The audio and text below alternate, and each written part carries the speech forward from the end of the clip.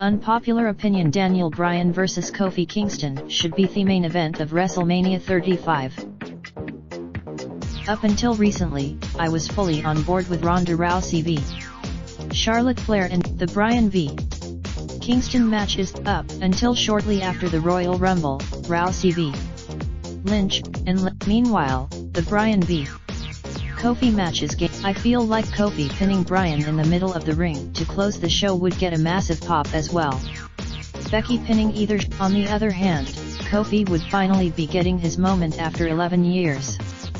Furthermore, this would be like WrestleMania 30, where Randy Orton v. Batista for the Raindrop, drop top, smoking, no cooking the hot pot. Fucking on your bitch, yeah, that. Looking up, open the park pot.